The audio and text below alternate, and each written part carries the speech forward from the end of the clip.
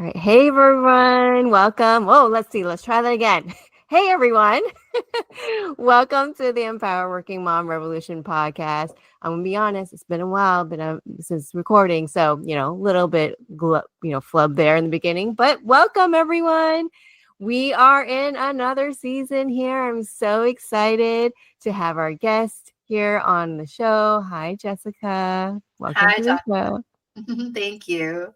So, Jessica, would you like to just share a little bit about yourself, like you know, who you are and what you do, how many kids you have, and then we'll dive into just hearing your story here on our show.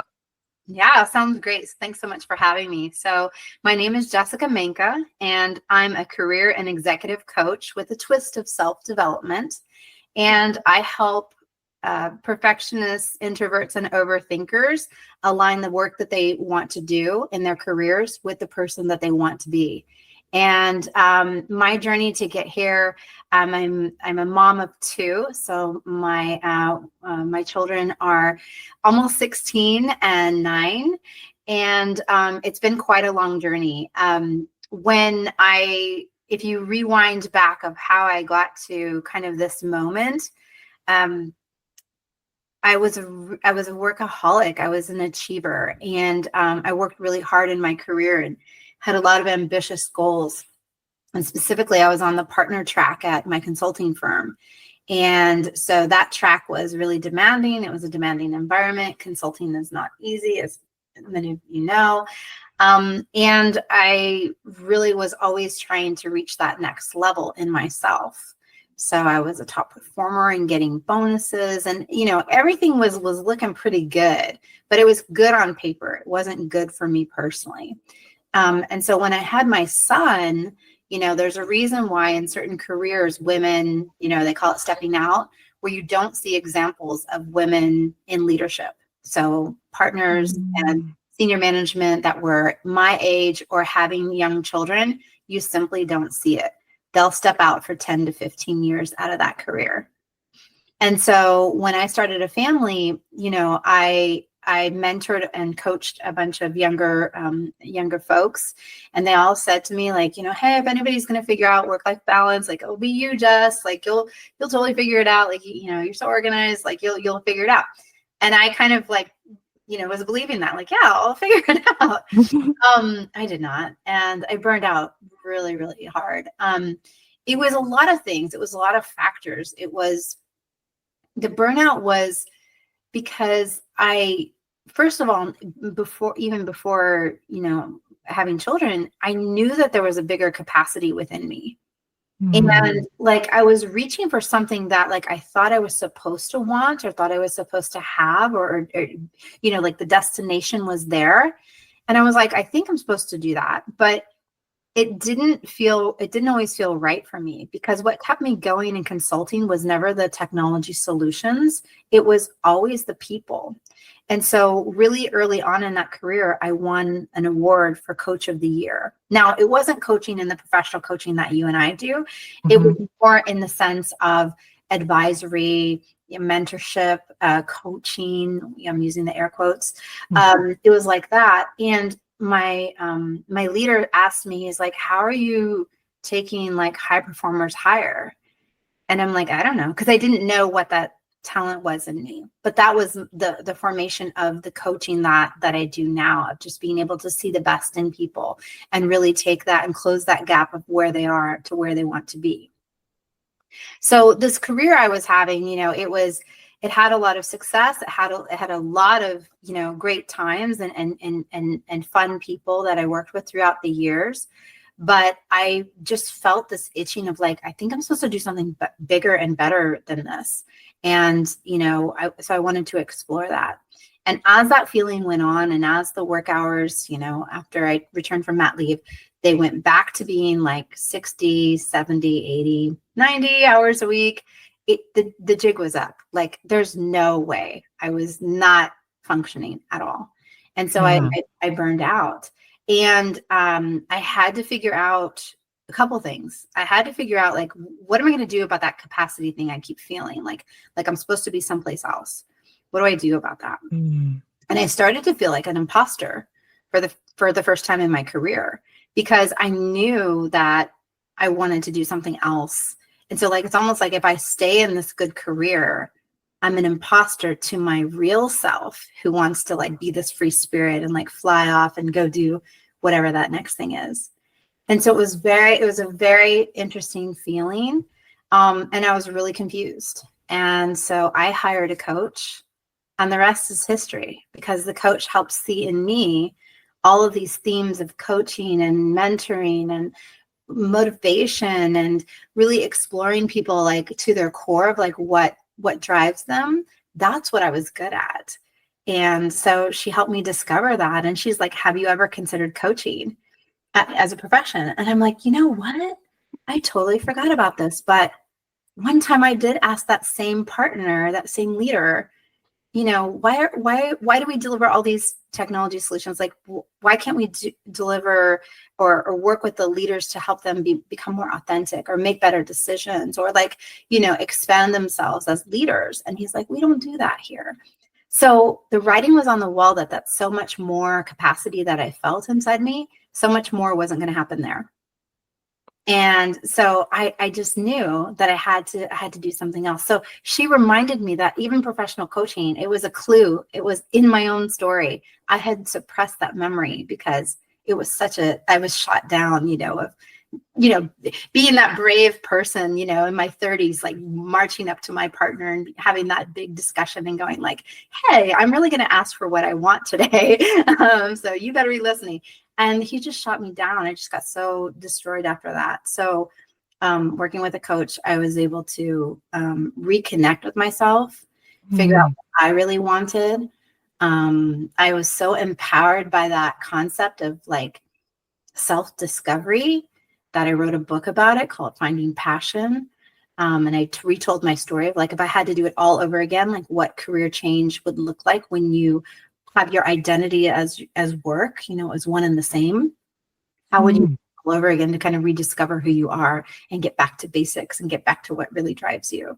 And that was my story. Wow. Okay. So I have so many questions because there's so many things that you said. I was like, ooh, making a note. First of all, this is the first time I've ever heard someone share about how they experienced imposter syndrome, because the way you shared it was not in relation to something external. It was in relation to something internal. Like it was an imposter syndrome within yourself of like, oh my goodness, I'd be an imposter if I were to stay in my consulting gig, which I know that is crazy work. Like, I don't know how you do with kids. So like that's the first time I've ever heard that actually on the show. Just how you related to imposter syndrome. What was that experience like to work through that? Yeah, it was horrific, because it was an existential crisis on one hand, because I felt like I was betraying myself. I felt like I was sabotaging myself if I stayed. Yeah. I wasn't totally new to imposter, because you know, I'll reveal something here, which is that, you know, sometimes in consulting, you are put on a proposal or put on a project that you don't quite have all of the things that they're saying that you have. And so oftentimes, like I was an account manager and program manager, and I ran both technical and business teams in multiple countries. And I would often get promoted as or you know, kind of showcased as the solution architect. And I'm like, the last role, you could put me as any other role. I think the last role that I actually fit the bill for is the solution architect, right? Like that's not what I do. That's not even close. So I knew what imposter felt like. This was totally inner. This was an inner imposter. It felt like I was sabotaging myself. And the hard part is because it looked good on paper. It's a name everybody recognizes. It paid me so well.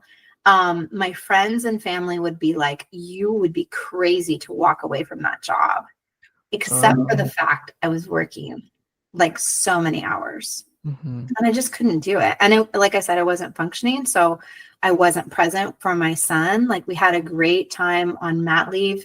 I was in Canada at the time. in Ontario, and you get a year of mat leave. So, I mean, amazing. Like I had this like 12, 13 month, like play date with my son. And like, it was just so fabulous. It was so fabulous. And then like the crash of like going back into the office and working these hard hours. I mean, we would log 40 hours by Wednesday morning. Right? Like it was not sustainable. And my colleagues were like, where were you? I thought you were just on another gig. And I'm like, no, I had a kid. Like I have been through this like huge transformation. Yeah, huge life situation. Yeah, life experience. I have expanded my horizons, and my job is not everything. I'm so much bigger than what I do for a living. But the existential side of it and like what I was feeling internally, like I was really battling and wrestling myself of like, okay, I know this. And I think, what else, like the warning signs of that is just like, I would have visceral reactions to things. Like I just didn't feel like myself at all. I felt like I was compromised in so many different scenarios and different, circumstances that work with these interactions and doing the work that I did. It all started to feel like something like an old comfortable sweater was made of like, sticks or something. It was like everything that I loved or was comfortable before, it started to all not fit. And that's when I knew it was time to make a plan to change. And instead of just like, quitting right away, my intention was I want to go out on a positive note. I want to have my last day be one of my best days. And I'm not gonna burn any bridges here, because I think what's happening is it's not even the company. It's not even consulting. It's like just the nature of some corporate work. It does not understand or support what a woman needs throughout that transformation. And so that's what I did. I planned my exit, and I took my time, and I did have a great last day. I worked up until like 5:00, and it was awesome. Wow. So one of the things that you're touching upon is really this notion of identity, right? Like I find that as moms, right, we hold, and as moms who have careers outside of the home, right? Career inside the home, that's a career too. Like, but like careers outside the home, there's like two identities we're straddling, those two worlds.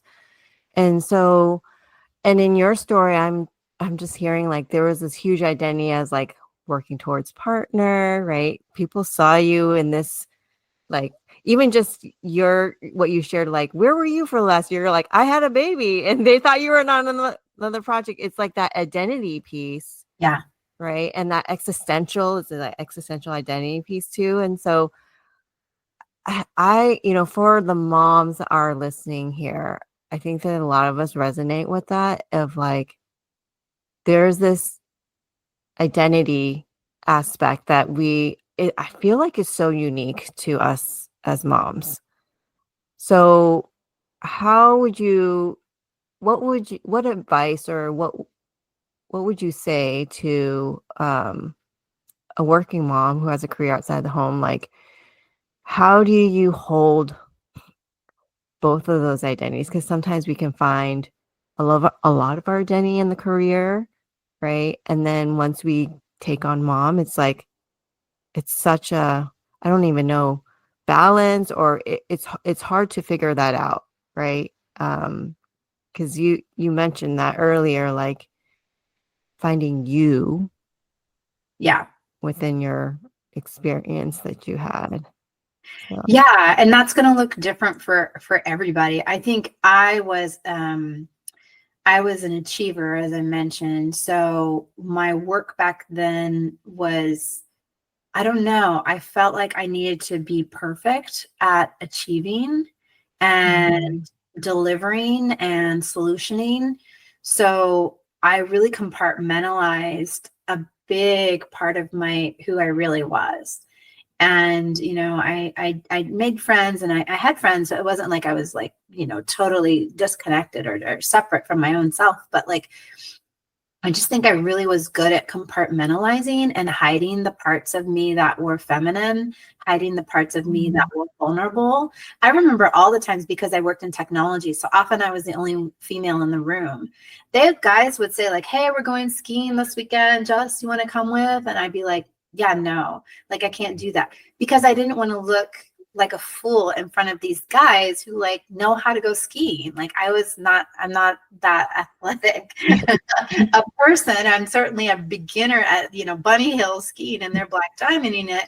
I don't want to put myself in that situation. And it was perfectionism that kept me in that story over and over again. Do you want to play volleyball? No. Do you want to play ultimate? No. Do you want to go skiing? No. And I just didn't know how to I didn't know how to be myself or kind of be comfortable in my own skin in that environment. And you're making me think of something else too, which is just like, I don't know, like being, the feminine side of me, like even how I dress, like we worked in government. So I worked in public sector, and it was consulting for the government. And, I would wear these clothes that were very like conservative clothes, button down shirts and stripes and all that, suits. And so like, I always felt like I was kind of covering up my femininity. And I was really embarrassed when I was, when I was pregnant, because like, maternity clothes, and like maternity clothes really just show it all off. And sometimes there's even a bow on your belly and all that stuff. Well, I would find the most corporate looking maternity clothes I could find. And I was so like, lucky. And like somebody said to me like, oh my gosh, I didn't know you're pregnant. Like you just had all these new like outfits and you look so great. And I'm like, well, I was actually trying to like still fit in, but be pregnant. And so it's going to look different for everybody. I guess I don't have like one, like aha moment to share with you about that, but just embracing your full self, I think is so, it allows you to thrive, because I feel like a part of myself was, whittling away like hours that I would spend in my corporate life versus my home life with a 1-year-old. They were not balanced at all. And so if I had just let more, like before being a mom, if I had let more of that personal side of me in, I think I would have had the support and even kind of given myself permission to kind of be more, embrace it more. And so for me, it was just like, nope. And it was work me and home me or personal me or wife me. And then when I had a baby, it was like, I honestly had no tools for this. I'm like, what am I doing? How do I even like say like, I've got to go because, the baby needs me or whatever. Like I've got to go. I felt so conflicted by that. Yeah, that blend is really hard, right? That blending of work you and mommy you, right? Personal you is the hardest thing, that really is like a conundrum for a lot of us here. And so I'm just wondering, like for you, you mentioned a lot about perfectionism, which I find is a really big thing. I also am working through that and navigating through that. So how did you kind of work through your own perfectionistic tendencies, and where are you at now with it? I mean, I know you're a coach, you work with people that to help them navigate through that. So yeah, how did you do that for yourself? And then how do you do that with the people that you work with that have those perfectionists? Yeah. So for myself, it's a lifelong thing. I think it shows up in different ways in different times. Certainly if there's a project involved, there's a side of my brain that's like, I know how to do this. Like, let me add it. So that part of me, that achiever side of me, or that kind of, I'll call her the achiever, that perfectionist achiever. Like she can sometimes, it's still a strength of mine, but she can sometimes take over my whole life. And so, when I was working with a coach, like it was all around the mindset. I mean, the self-talk that I had at that time was terrible. I talked to myself so horribly. And so, working through perfectionism, first you have to be aware of how it's affecting you.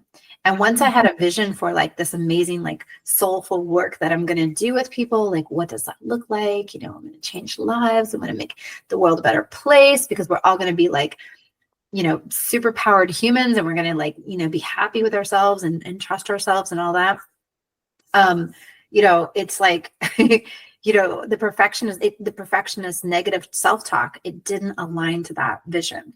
I couldn't hold those two kind of elements in my hand at the same time. I couldn't be soulful and open and curious. And then, behind the scenes, like talk to myself so negatively. So for me, it was just like kind of reconciling that. And with, kind of you peel the layers, working on it yourself and finding new ways. And I think that for me, and it's the same thing with my clients, is that if you can be aware as a first step, and maybe the second step, you can recognize when it's happening the most of your perfectionist tendencies or your negative self-talk, finding a way to disrupt that pattern. And so for me, the language and the words that I used back then, disaster, right? Like, it was, I would say things like, disaster, everything's ruined. This is, I'm fighting this, I'm battling that, like all these really negative, harsh words. They did not belong anymore. So I started to take all of them, including cursing too. I started to take all of that kind of out of my vocabulary. And once I changed that talk, it helped me change my my beliefs and kind of my actions around that, if that makes sense. Yeah. So when I have a client, like this one client is one of my favorite stories. Like he had so many great ideas. And after every sentence, he would say the word but, and he would take that idea back down. He would break it back down. So he would say like, I want to do this, but da, da, da, da, da. And it was like this pattern in every time we would talk.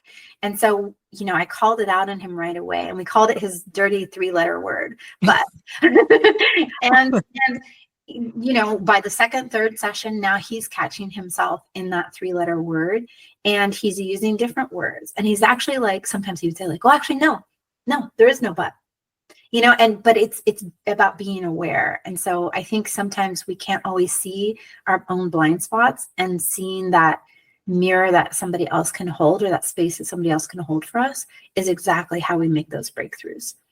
Because you can't unlearn an aha moment. Once he saw that in himself about the but, like he's like, I didn't even realize I said it that much. I'm like, dude, like you've said it like 7 times in like 5 minutes. You know what I mean? It's like everywhere. It starts to change. Wow. Okay. Love those simple 2 things actually that you just called out, right? Like the awareness, and start noticing what your tendencies are, right? Like that is, and I totally resonate with that, because I didn't notice my own perfectionist tendencies until I worked with my own coach. And I'm still learning, because it's like really ingrained, but it's like now I can catch it in the moment when that happens. And so I love that you just gave us a, really simple framework there for all of us who struggle with, this tendency of perfectionism. Yeah. And I mean, the other simple version is, if it's not language for you, if it's all in your head, or you don't hear the stories that you're saying to yourself, how do you feel? Because a lot of people who don't like to be alone, like I'm pretty introverted now. I had my years of being extroverted as a consultant. I've done a lot on that end. So I feel like I've lived a lifetime of extroversion. But now that, I'll be 50 later this year, I'm really more mellow, and I'm way more introverted. And if you feel uncomfortable spending time with yourself, if you don't like what it sounds like when you're alone on a walk with no headphones, you know what I'm saying? Like, then, that's feedback. That friction that you're feeling with yourself, that is giving you feedback. What is it telling you? What do you want to do about it? I love that call out of like, if it's feeling like uncomfortable to just like be by yourself, like, or even with like, that's also, it's just a, feedback. I love that. Yeah. A And you have feedback. a choice. You could choose not to do anything with that. But if that bothers you, if that ick feeling or that like, Mm-hmm. people will say like, I'm really like beating myself up, or I've been thinking about this so long, I'm going down the spiral, like I'm in a downward spiral about it.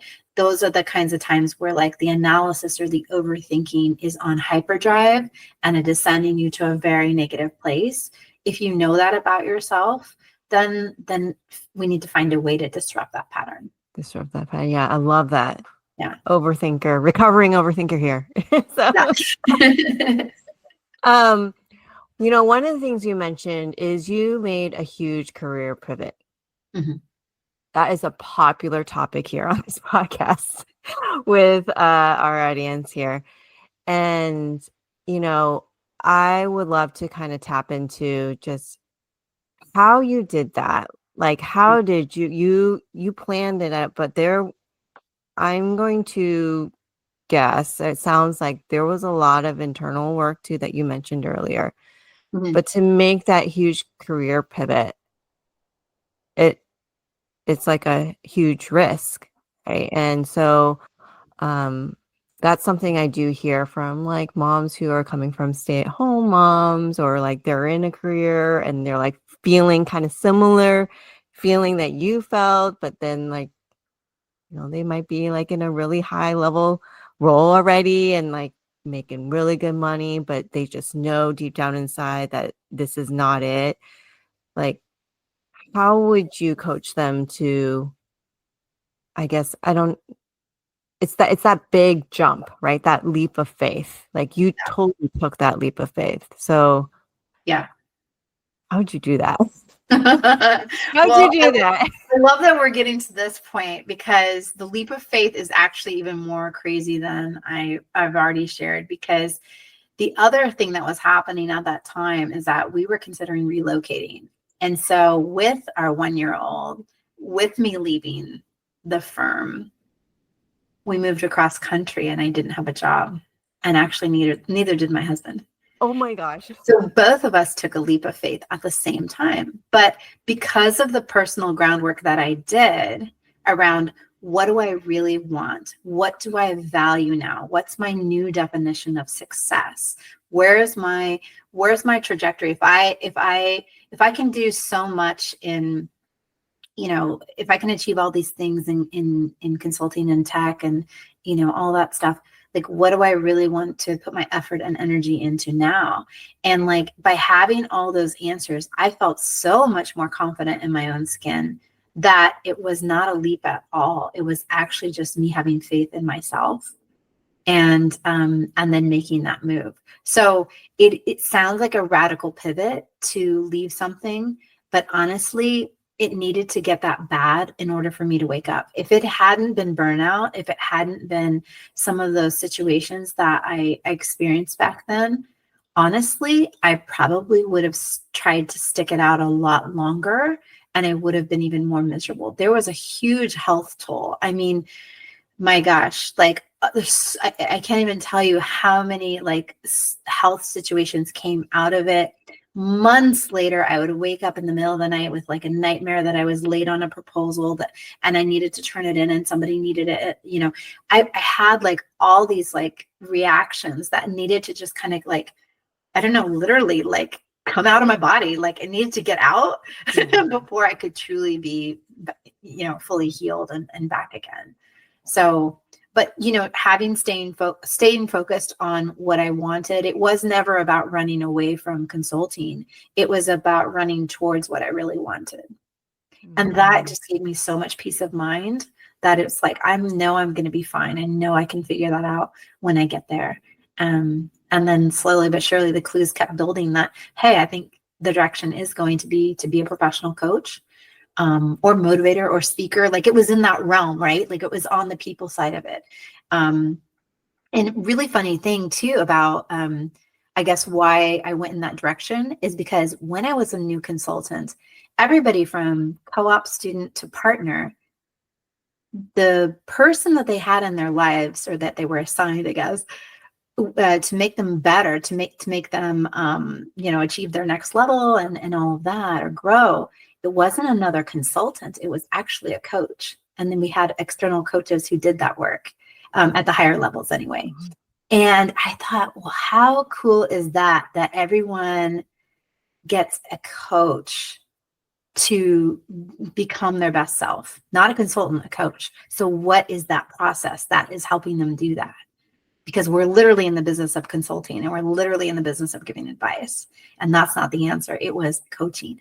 And I still, to this day, I'm like, that is such a gem. I think the world needs to know that advice. If you're looking at how to change a tire or plant a tree, yeah, advice is amazing. You can YouTube it up and you're there, done. But if you're looking to how to build confidence or get comfortable in your own skin or overcome your perfectionism, there's a little bit of deeper stuff to do, around that. Yeah.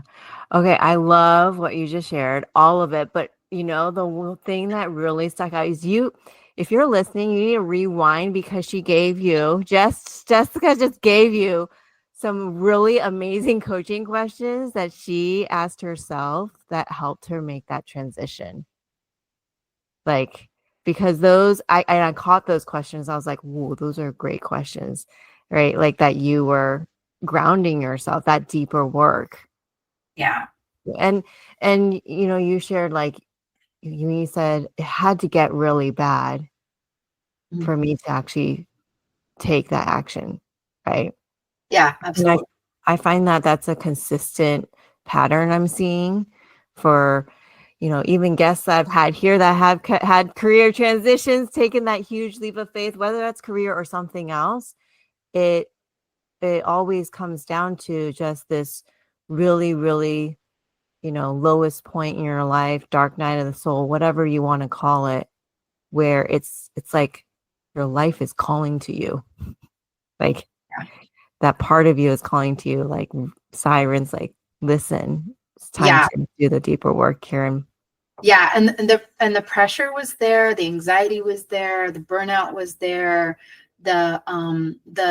just the physicality of a day to go from staying up all night or late night. Sometimes we did sleep in the office, sleep on the table. It made no sense, right? I did that. I'm not proud of it. And thank God there's no photo evidence of it, because that would be so crazy. But I remember what that feels like. And I remember, having pinched nerves in my shoulders, which is a big thing that I worked on for years, because we worked in boardrooms and we were on laptops and our necks are kinked, and you know what I mean? We're not ergonomically set up all the time. And just having coffee in the morning, and then noon comes and lunch comes and we go out to lunch, or maybe we go out with our clients, and now there's drinks, and then there's dinner and there's more drinks. Like, it was just a depleting cycle of not healthy behavior in any way. Yeah. And then you have the pressure of, you want to move ahead, you want to grow your career and get promoted. Well, you're going to put in even more. And so the perfectionist in me would hide how much she was actually working from others. Like, I actually hid it. I actually would say, like, oh, it didn't take that long. And I'm like, I worked all Saturday on it, because I wanted to show that it was like getting ahead. Yeah. I'm thinking about, as you're sharing that, I hear a lot of stories similar to what you just shared, right? What would you say to the working mom who is in like an environment similar to that, right? And like, also does want to work towards partner or whatever that is, the next role, right? Like, that's something that I've heard, and heard stories from, like, it is soul crushing, but I still want to do it. Like, how would you coach that mom through that? Like, that desire. If they still want to do it. So first of all, I don't assume anybody wants the destination that I want. Like, I want Zen Jessica. She's sitting there in total peace and calm. Anything can happen, thoughts are little fluffy clouds that breeze by, and I can handle it, right? Like it's all that. Like I'm that person. That's what that's where I'm going. And also, I want to impact the world with knowing how to do that. But you know, for any client, their goals are personal. So what's their destination? What's their, you know, kind of waterfall at the end of the hike that they want to get to in life? Mm-hmm. And if they're struggling with like, I don't know if I can handle this, or I don't know if I can endure this, then we'll talk about, or we'll explore like, what would it take for the journey to be amazing? Like, what do you need to do to make the journey amazing? And maybe it's letting go of expectations, because I don't know about you, but most of my stress comes from expectations that are unmet. It's so made up. It's so ridiculous. 100% made up, right? Yeah. That's where my stress comes from. Yeah. Like I can handle a step. I can handle, you know, like something's, you know, green instead of blue. It's like, okay, whatever. But the stress is coming from an expectation that I'm really stuck in. And so I would work with my client and say like, you know, like, well, what would it look like to enjoy the journey? What do you need to do? What do you want to let go of? When you think about arriving at that destination, what would she whisper back to you right now about this? And sometimes doing kind of funky role play or thought experiments can really take a person out of how they're always habitually thinking about it. It's like, no, it's this, and then I do that, and of course I do that, and I should do this too. And you know, it takes them out of kind of that like really rigorous story that they've structured for themselves.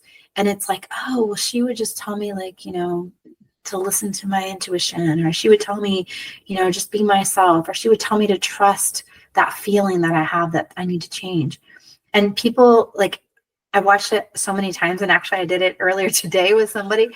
The future version of themselves, it's like an elder, it's like an older sibling or brother or figure in their lives. And when they can envision it so clearly, the voice just comes out of nowhere. And it would be a question if I asked them, sorry if I'm getting too many versions of you, but if I'm asking you, the present you, what do you want to do about that? Or what could change? You'll probably go, I don't know. But something happens when we ask the future you, who's figured it out, who's already lived the thing that you want to do. And we ask that version, man, people just wax poetic, just like they just spew out this beautiful answer, like effortlessly. And there's something to that. And that's why I believe that the answers are within us in self-discovery. Ooh, I love that. Oh my goodness. You just walked us through a coaching exercise there. I love it. I love it. Well, as we're wrapping up here, do you have any lasting words of wisdom that you want to share with our audience?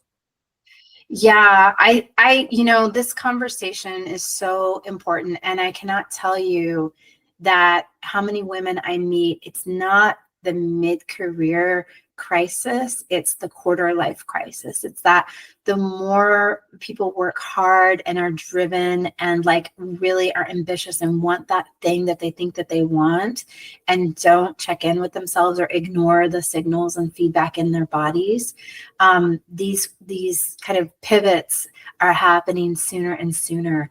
And so the sooner that, you know, you can get real with those feelings, even if it's just you in your journal, or even if it's just you and, you know, your voice recording it, you know, getting real with those feelings and being aware is the first step to making a change. Because as soon as you are aware, now you're giving yourself the gift of choice. Mm-hmm. You're not aware, you're just going to stay frustrated. And even to me, like, being frustrated, that's a sign, like that's a signal. My body's telling me something's not right. It could be so much better. It could be so much easier. And, you know, there's that quote, like, suffering is optional. It's like, why are we choosing to suffer through our careers? Life should be amazing. And I just hope that people listening are working towards a life that they really want, and a life that's going to be one where, you know, they can really thrive in it, and be grateful for all the gifts, because it does sometimes take the hard lessons to wake up, and that's okay. It was a catalyst for me, and that's okay, and I accept that. I'm really happy being on the other side now. I love it. Zen Jessica. Yes. I love it because you just like said there's wisdom in those hard moments and wisdom in the emotions that we feel. Yeah. Yeah. And emotions can be scary, but when you reframe it to there's wisdom in there for you. There's something in there for you. So I love that. I love that. So before we play, we're gonna play a game, Mom Moment in a Minute. You ready? I'm ready. All right. It's gonna be rapid fire here. Yeah. So there's 3 questions. So here's the first question. Mhm. Out of these choices, to have a moment of peace and quiet to yourself, which place would you choose? The bathroom, the car, the bedroom, or the closet? Oh, the bathroom, bedroom, car, Or closet. closet. Probably bedroom. Yeah. Yeah. Yeah. Love it. Yeah, you Like, can close the door, sit on your bed. close the door, lay on my bed, take a cat nap, or just even in like a meditation or just a daydream. Oh yeah, that's Oh. the one I would choose. Ooh, I love that. Love that. All right. Second thing is an open question. What's your favorite thing to do with your kids? Ooh, you know, it's probably building Legos because we are such a Lego family. No, it could be building Legos. It could also be going to Disneyland. Those are 2 things that we love to do as a family. But there's something about during the pandemic, we did a lot of puzzles. We did a lot of Legos, and we would kind of do these like Lego challenges with each other. Like, let's build an apartment. Okay, go. And then everybody builds something. And so we've a few birthdays ago, we surprised my husband, also a Disney fan. We surprised him with like our own concoction replica of like Disneyland, like castle, Sleeping Beauty castle, and then we made it out of Legos, and it's gorgeous. It looks so cool. So I think that would be the thing that we love to do as a family. It brings us all together, and it's something that my daughter like just finished Notre Dame. She got Notre Dame for Christmas. She did it. It's like 18 and older. And she's 9 and she finished it. And I did, my most recent project was I did Formula One. We bought all the Formula One cars that are out. We're a big racing family too. And I completed a car, and like all 3 of them beat me. And we all started at the same time because we were trying to see how long. Oh my God, I love competition. It was hard. It had so much complexity and these little tiny stickers. It was so much fun though. Oh my gosh, I love it. It's play, right? Disney and Legos. I love it. Last one is, out of these options to relax, what would you choose? A spa, a hike, a nap, reading, or crafting? Oh, I like all of those. You can choose all Is of that them. an answer? All of them. To relax, I think there's nothing more relaxing than going on a hike in nature. And I would say the hike for sure, being amongst trees. There's this great quote I heard a long time ago, which is that trees provide their shade for everyone. I love that. Oh, I've never heard that quote. I love it. Mm-hmm. I love it. That's my favorite thing to do is hike too. Solo hiking amongst the redwood trees. So Exactly.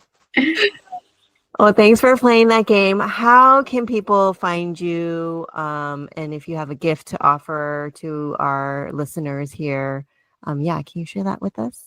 Yeah, absolutely. So if you liked what you heard today, you can find more at my website, jessicamanca.com, and that's MANCA, Jessica, MANCA.com.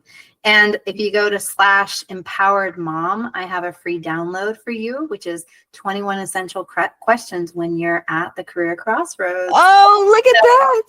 Yeah. And so it's based on my book, Finding Passion, but it's a worksheet that can really help you start to ask those same really tough questions of yourself. And maybe the fact that it's in a worksheet, hey, that could be different enough that it gets you some momentum and gets you some aha moments on what you want to do about that.